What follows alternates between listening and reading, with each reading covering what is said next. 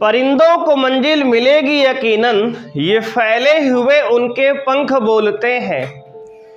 वो लोग रहते हैं खामोश अक्सर, जमाने में जिनके हुनर बोलते हैं। हेलो बच्चों, कैसे हैं आप लोग? उम्मीद करते हैं आप सब बढ़िया होंगे। तो आज की क्लास में हम लोग वैद्युत आवेश एवं क्षेत्र पर आधारित कुछ न्यूमेरिकल बच्चों करने वाले हैं। तो पहला प्रश्न आपके सामने है, 5 × 10⁻⁻⁴ कूलाम पर 2.25 न्यूटन का बल कार्य करता है। उस बिंदु पर वैद्युत क्षेत्र की तीव्रता ज्ञात कीजिए। बच्चे सब लोग ट्राई कर लिए? चलो ठीक है, देखो आंसर देख लो सब लोग। बच्चे फॉर्मूला है, हम लोग जानते हैं वैद्युत बल F बराबर, देखो बच्चे वैद्युत क्षेत्र की तीव्रता E बराबर होता है F/Q। बोलो हाँ या ना? बच्चे वैद्युत क्षेत्र की तीव्रता E बराबर F/Q होता है। यहां से क्रॉस मल्टीप्लाई करो तो F बराबर क्या आएगा? अच्छा, वैद्युत क्षेत्र की तीव्रता ही निकालनी है तो बच्चे E बराबर क्या हो जाएगा? F की वैल्यू डाल दो, कितना है?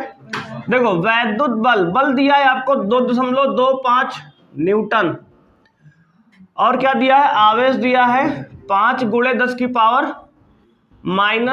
कूलाम। वैल्यू डालो आप 2.25 अपॉन 5 × 10⁻⁻⁴। भाई देखो 2.25 इंटू 10 की पावर, ये 4 ऊपर जाएगा, माइनस तो ऊपर जाएगा, प्लस का 4 बटे में ये 5। ठीक है, इसको भाग करो आप, 5 चौके 20, 0.5 चौके 20 बचा 2, 5 पचम 25 × 10⁻⁴ न्यूटन पर कूलाम। वैद्युत क्षेत्र की तीव्रता का विमिष बच्चे मात्रा क्या है? न्यूटन पर कूलाम। अब देखो 0.45 आ गया, इसको किस में लिखेंगे? मानक रूप में। तो लिखेंगे 4.5। दशमलव को एक अंक कहना ले गए हैं भैया, दशमलव को एक अंक ले गए दाईं तरफ तो पावर का मान -1 और आएगा, और 10 की पावर 4 पहले से है। इसको सॉल्व करेंगे तो आएगा 4.5 10 की पावर 3 न्यूटन पर कूलाम। तो यहां तक करके आपको आना एग्जाम में। ठीक है, बात समझ रहे हो भाई? स्टैंडर्ड रूप है, मानक रूप है यहां तक। ठीक है, तो आंसर आ गया 4.5 × 10 की पावर 3 न्यूटन पर कूलाम। बोलो कोई समस्या किसी को यहां तक है? बात समझ में आ रही है भाई? आगे बढ़ा जाए। क्वेश्चन नंबर 2 है बच्चों, कह रहा है कि एक अल्फा कण 15 × 10⁻⁴ न्यूटन पर कूलाम के वैद्युत क्षेत्र में स्थित है। तो बच्चे सबसे पहले बताएंगे नीरज कि ये क्या दिया है? 15 × 10⁻⁴ न्यूटन पर कूलाम है क्या? ये बोलो फोर्स है कि वैद्युत क्षेत्र की तीव्रता है? बच्चे न्यूटन पर कूलाम, देखो मात्रक को देखकर उसका वैल्यू निकालो। E बराबर क्या दिया है? 15 × 10⁻⁴ न्यूटन पर कूलाम। इतना समझ में आ गया इतनी लाइन से? देखो एक अल्फा कण, बच्चे अगर अल्फा कण है तो अल्फा कण पर कितना आवेश है? बहुत सही बच्चे, Q बराबर होता है 2e इलेक्ट्रॉन, मतलब 2 इलेक्ट्रॉन। अल्फा कण पे 2 इलेक्ट्रॉन का आवेश होता है। अल्फा कण किस नाभिक का होता है? हीलियम का। बहुत सही, आपको ये सारी बातें पता हो गई। इसको याद भी रखना है आपको लंबे समय तक, है ना? आसान बातें। देखो ये सवाल आपको कराया गया है कि एक अल्फा कण पर कितना आवेश होता है। हीलियम नाभिक का अल्फा कण होता है, उस पर 2e इलेक्ट्रॉन का आवेश होता है। भाई 2 × E की वैल्यू क्या होती है जानते हो आप? 1.6 × 10⁻⁻19 कूलाम। भैया गुणा कर लो, आएगा 3.2 × 10⁻⁻19 कूलाम। और भाई फॉर्मूला निकालना है वैद्युत बल का, बल निकालना है, मतलब क्या निकालना है? F। अब देखो E दिया है, Q दिया है, F निकालना है। भैया फॉर्मूला होता है E बराबर F/Q। तो यहां से क्रॉस मल्टीप्लाई करो तो F बराबर क्या आएगा? QE आएगा। क्या आएगा? QE आएगा। F बराबर क्या आएगा? QE। कोई दिक्कत हुई? सारी बात आसान भाई। Q की वैल्यू 3.2 × 10⁻⁻19 इंटू E की वैल्यू क्या है? 15 × 10⁻⁴। गुणा कर लो, कितना आएगा? 15 दूना 30 का 0 कैरी 3, 15 या 45 3 48 448 इंटू 10 की घात कितना -19 + 4 माइनस का 15। देखो इतना न्यूटन आ गया भाई। अब इसको स्टैंडर्ड फॉर्म में लिख लो, दशमलव एक अंक इधर ला लो, तो 4.8 गुणे 10 की घात -14। क्यों भैया, एक प्लस की पावर आएगी जाके वहां घट जाएगी, है ना। इतना न्यूटन। बोलो समझ में आई बात? कोई दिक्कत किसी को सवाल में? आसान सवाल है, आराम से बोलो। किसी कैलकुलेशन दिक्कत आई भाई?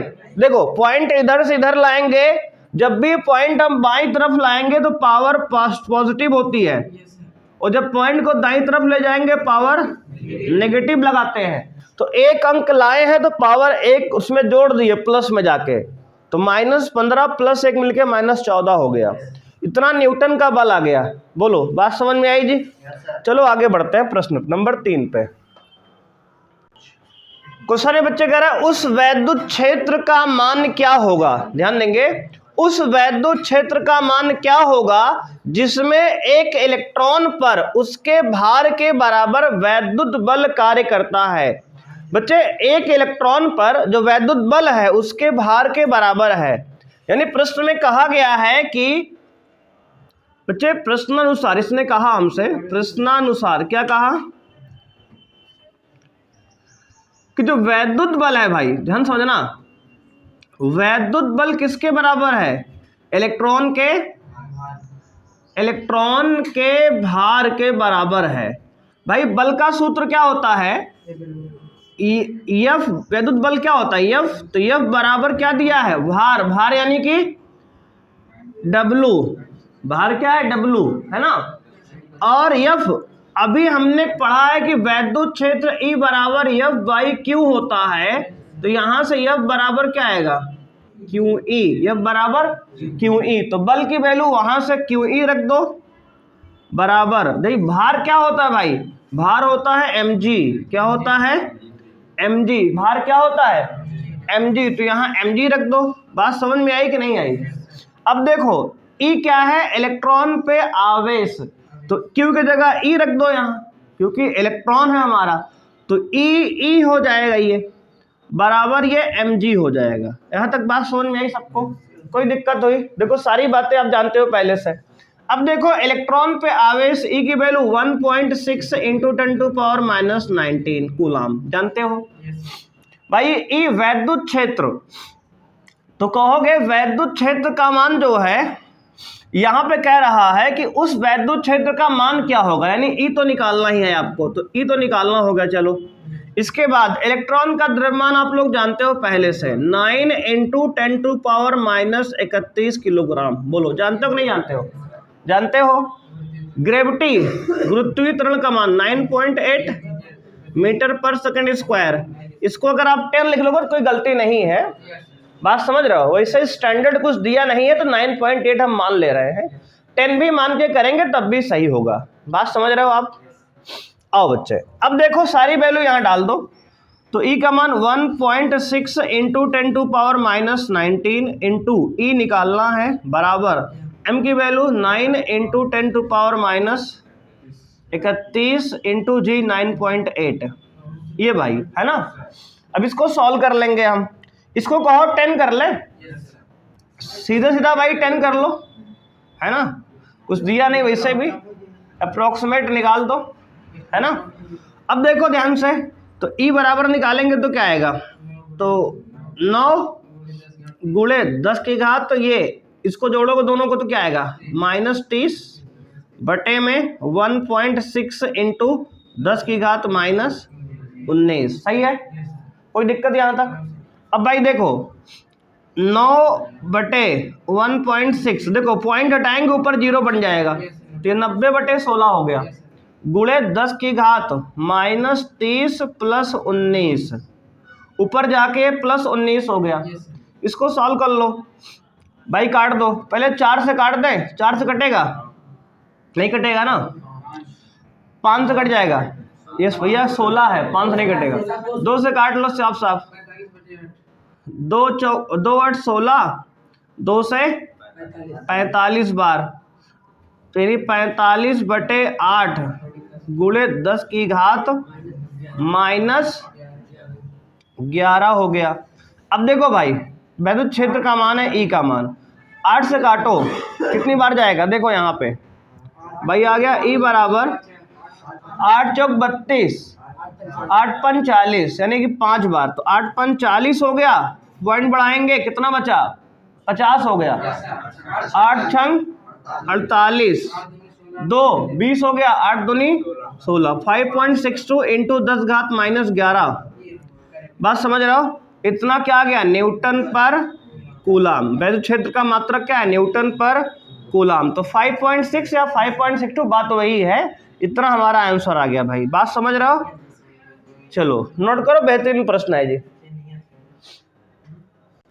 क्वेश्चन नंबर 4 है बच्चों, कह रहा है कि हीलियम के नाभिक के कारण, ध्यान देंगे, हीलियम के नाभिक के कारण उससे 1 एंगस्ट्रॉम की दूरी पर वैद्युत क्षेत्र की तीव्रता की गणना कीजिए। आपको वैद्युत क्षेत्र की तीव्रता निकालना है, मतलब ई का मान आपको निकालना है। आप इंफॉर्मेशन पहले नोट कर लो, ई बराबर आपको ज्ञात करना है वैद्युत क्षेत्र की तीव्रता। भाई इसने कहा 1 एंगस्ट्रॉम की दूरी पर, मतलब आर का मान कितना दिया है 1 एंगस्ट्रॉम। भाई 1 एंगस्ट्रॉम में कितना मीटर होता है, बहुत सही, 10 की घात -10 मीटर होता है 1 एंगस्ट्रॉम में। चलो ई निकालना है, आर दिया है। भाई एक हिंट उसने और दिया है, हीलियम का नाभिक है। अभी आपने बताया थोड़ी देर पहले कि हीलियम के नाभिक पर 2e इलेक्ट्रॉन का आवेश होता है, यानी कि Q बराबर क्या पता है हमें 2e, यानी कि 2 into 10 to power 1.6 into 10 to power -19 coulomb. Solve करेंगे आएगा 3.2 गुणे 10 की घात -19 कूलाम। देखो यहाँ पे ई निकालना है, आर जो है पता है, क्यों पता है। देखो हीलियम नाभिक दे दिया, मतलब आपको क्यों पता है। बात समझ रहे हो।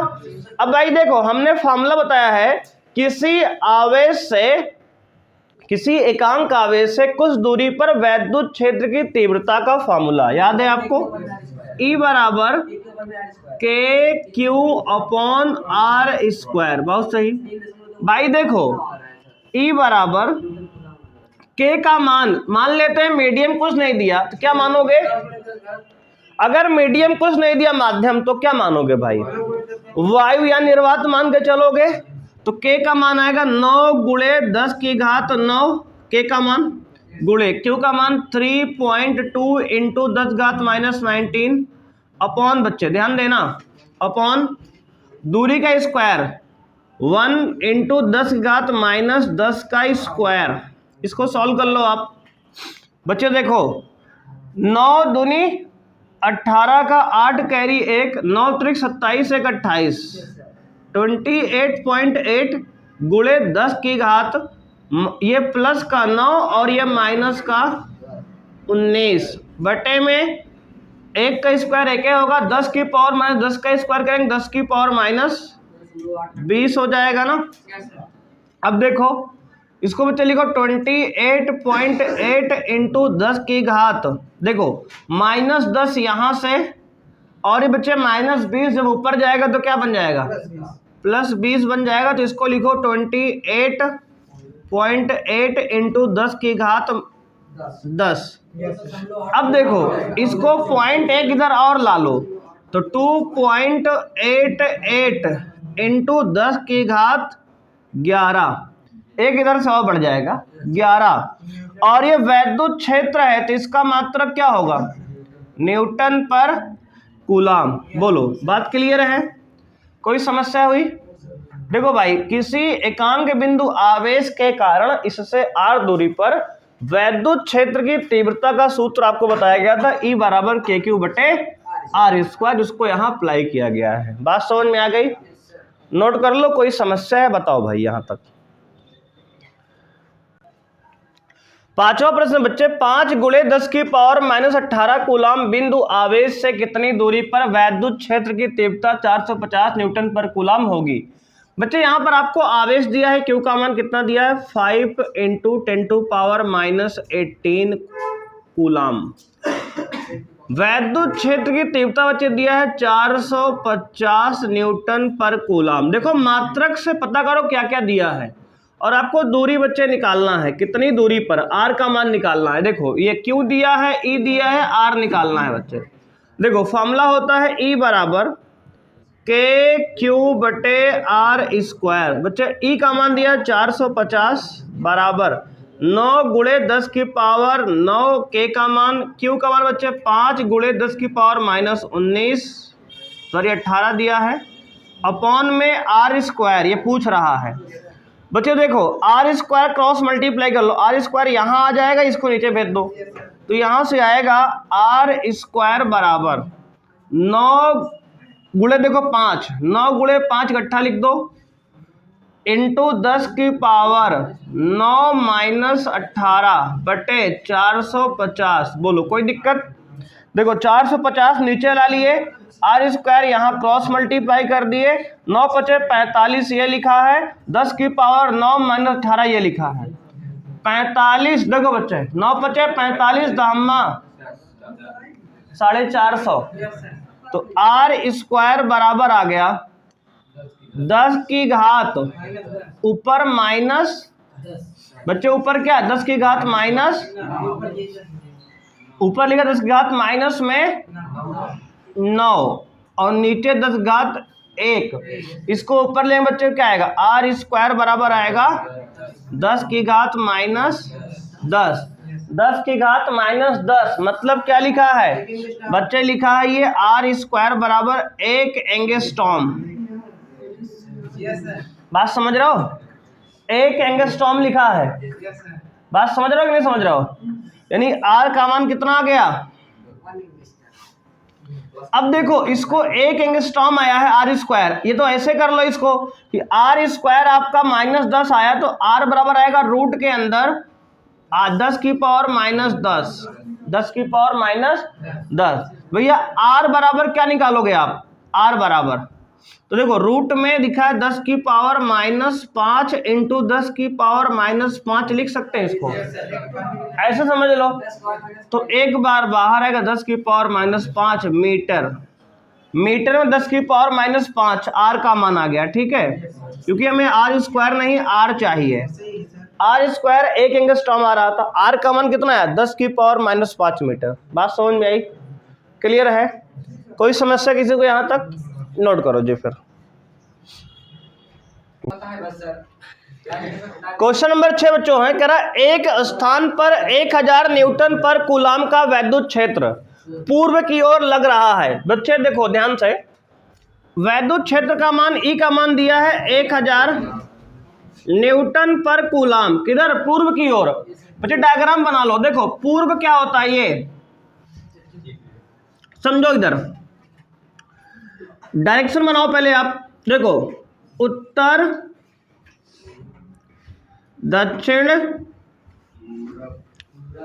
पूरब ये होता है बच्चे, और पश्चिम ये होता है। डायरेक्शन आप बना लेते हो ना इस प्रकार की, हाँ ये डायरेक्शन भी आपको आनी चाहिए तभी आंसर निकाल पाओगे आप। इतना समझ में आया? अब ये पूरब बच्चे इस तरफ है, पूर्व, पूर्व की ओर वैद्युत क्षेत्र है इस तरफ, देखो इस तरफ, बस समझ रहे हो।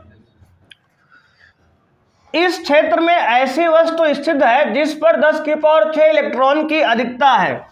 बच्चे अगर इलेक्ट्रॉन की अधिकता है, किसी बॉडी पे अगर इलेक्ट्रॉन की अधिकता है, इसका मतलब उस पर ऋण आवेश है, इतना जानते हो ना।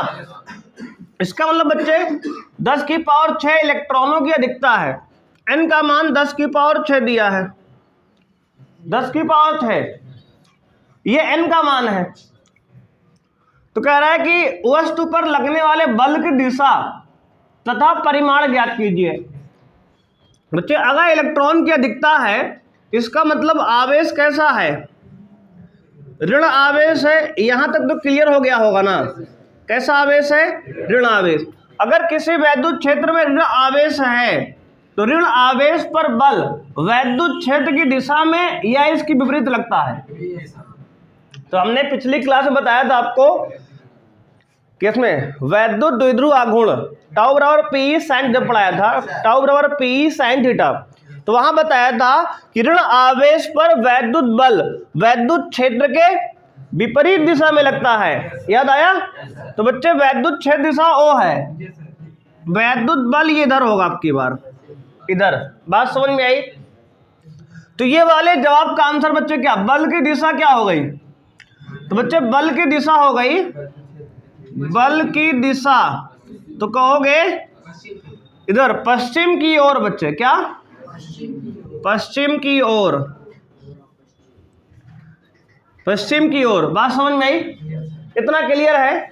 दिशा निकाल लिया आपने ना, अब बल निकालना है। बच्चे बल निकालने के लिए हमें आवेश चाहिए, हमें n दिया है, तो हम लोग जानते हैं Q बराबर क्या होता है, n ही होता है ना। Q बराबर क्या होता है, n ही होता है। n का मान 10 की पावर 6 इंटू Q, E का मान जानते हो 1.6 इंटू 10 घात -19 कूलाम। बात समझ में आई? इसको सॉल्व करो, 1.6 इंटू 10 की घात बच्चे कितना, -19 प्लस 6 कितना आएगा, बोलो 1.6 इंटू 10 घात -13 कूलाम। क्यू का मान निकाल दिया आपने। अब बच्चे F बराबर क्या होता है, QE, F बराबर QE, बहुत सही। अब बच्चे Q का मान है 1.6 इंटू 10 घात -13 इंटू E का मान कितना है 1000। इसको सॉल्व कर लो तो क्या आएगा, 1000 को 10 की पावर 3 लिख सकते हैं क्या, 10 की पावर 3 बच्चे लिखो, प्लस में सीधे 1.6 इंटू 10 की घात माइनस, देखो ये कितना सारी 13 था बच्चे, ये -13 था और प्लस वो 3 है तो माइनस का 10 आएगा। इतना क्या आ गया न्यूटन, 1.6 इंटू 10 घात -10 न्यूटन, ये बल का हमारा आंसर आ गया बच्चे। और दिशा क्या बताओगे आप, पश्चिम की ओर, ये हमारा कंप्लीट आंसर हो गया। बोलो बात समझ में आई जी?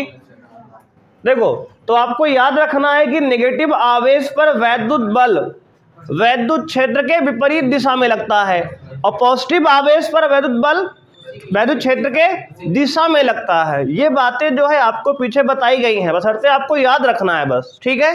नोट करो, आगे बढ़ते हैं जी।